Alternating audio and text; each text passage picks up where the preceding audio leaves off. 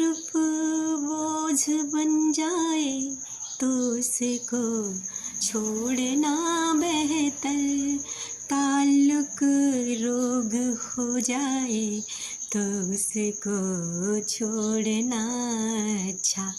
वो अफसाना जिसे अंजाम तक लाना न हो मुमकिन, उसे एक खूबसूरत मोड़ देकर छोड़ना अच्छा। आप सभी सोच रहे होंगे कि मैं आपको ये गाना क्यों सुना रही हूँ।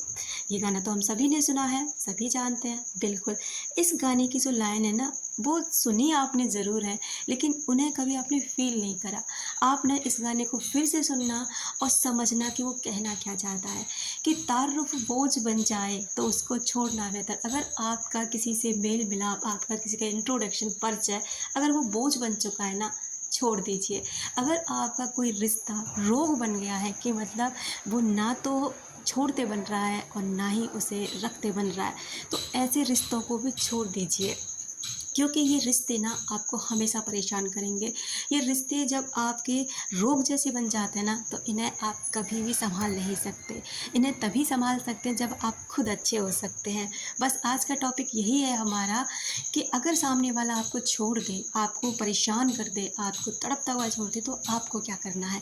नमस्कार दोस्तों, आपका फिर से स्वागत है मैग्नेट ऑफ लव में। रिलेशनशिप की हीलिंग, सबकॉन्शियस माइंड की रीप्रोग्रामिंग और लॉ ऑफ अट्रैक्शन जैसे चैप्टर पर हम बात करते हैं। अगर आपको ऐसी वीडियो देखना पसंद है तो बने रहें मेरे साथ। चलिए बात करते हैं कि आखिर में आपको करना क्या होगा। देखिए, अगर आप किसी रोग को बांधे रहेंगे, पकड़े रहेंगे, वो आपने नासूर बनेगा और एक दिन आपकी लाइफ की धज्जियाँ उड़ा के रख देगा। वो रिश्ता कभी सुधर ही नहीं सकता जो रिश्ते में परेशानी आ चुकी है, क्योंकि नेगेटिविटी जिसमें हावी हो जाती है ना, वो रिश्तों को संभालना फिर बहुत बड़ी बात हो जाती है। वो तभी संभाल सकते हैं कि आपके अंदर अगर उन रिश्तों को संभालने की कैपेसिटी है, आपके अंदर झेलने की कैपेसिटी है कि हाँ, मैं उसके लात घूंसे, तड़पाना, परेशान करना, सुनाना, हर तरीके की चीज़ें मैं बर्दाश्त कर लूँगा, तो फिर आपका कुछ नहीं हो सकता भाई। फिर आपको जो अच्छा लगे आप करिए।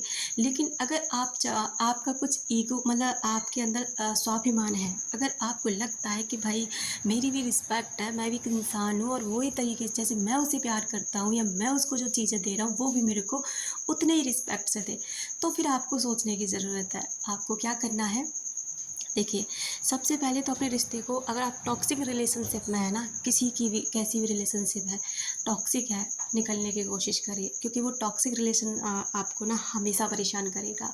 वो इंसान, क्योंकि कुछ लोग ना नार्सिसिस्ट टाइप के होते हैं, केवल अपने लिए जीते हैं। उनके अपनी खुशी, अपना प्यार, अपनी केयर, अपनी बॉडी, अपना पैसा, मतलब मेरा पैसा मेरा, तुम्हारा पैसा मेरा।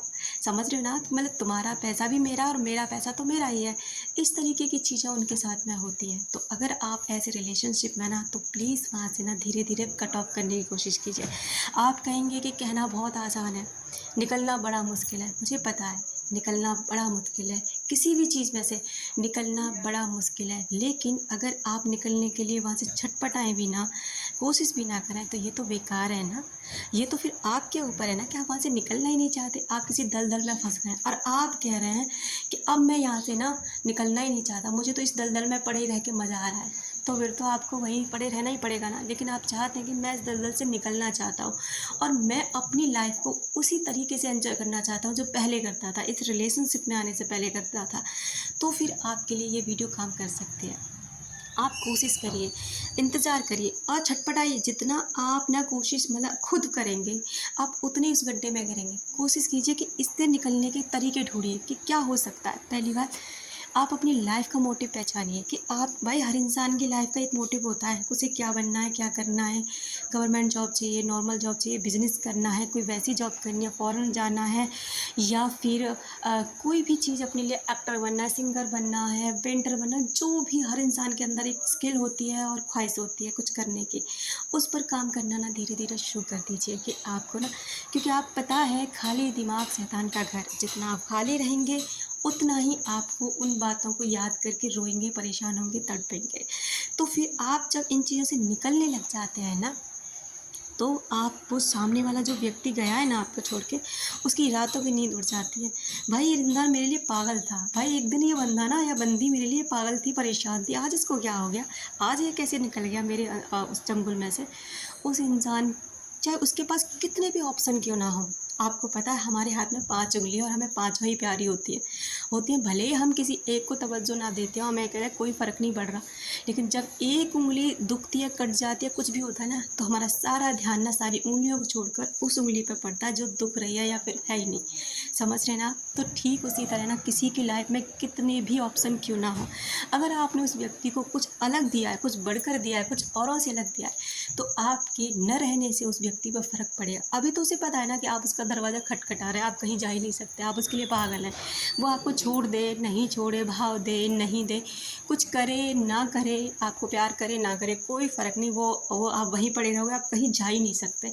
तो आपकी तरफ से ना वो बंदा निश्चित होता है, इसलिए उसका जो निश्चित है ना, उसे ख़त्म कर दीजिए। अब अपने लिए जीना शुरू कीजिए, अपनी लाइफ को समझिए, self love, self respect, self healing, इनको समझिए। अगर तुलसीदास जी अपनी बीवी के प्यार में पड़े होते तो आज आप राम जी के बारे में न जानते। आपको भी पता है तुलसीदास की कहानी हम सब ने सुनी है कि वो अपनी बीवी से कितना प्यार करते थे, रात में ही उनका वियोग नहीं सहन कर पाए और उनके घर तक पहुंच गए। अगर उन्हें एहसास न होता, अगर भगवान उसे उन जगह से न निकालते, तो आज रामायण न पढ़ रहे होते और ना ही आप राम जी के बारे में इतना कुछ जानते। तो हर इंसान की लाइफ का एक पर्पज़ होता है। अगर कोई इंसान आपकी लाइफ में आया है ना, तो किसी पर्पज़ से आया, और अगर गया भी है ना, तो भी किसी पर्पज़ से गया है। आपकी लाइफ में हर एक व्यक्ति का आना और जाना एक इंटेंशन के साथ होता है। एक प्रकृति का नियम होता है, कितने समय तक कितने व्यक्ति के साथ आपकी कैसे अकाउंट है, मतलब कैसा कर्म खाता है, उसके हिसाब से ना वो व्यक्ति आपसे जुड़ता है। अगर आप इसके बारे में और भी ज़्यादा जानना चाहते हैं ना, तो कमेंट बॉक्स में यस लिखकर ज़रूर जाएं। अपना रखें ख्याल, अपनों का रखें ख्याल, जिससे आप अट्रैक्ट कर सकें ढेर सारा प्यार और ढेर सारी खुशियाँ।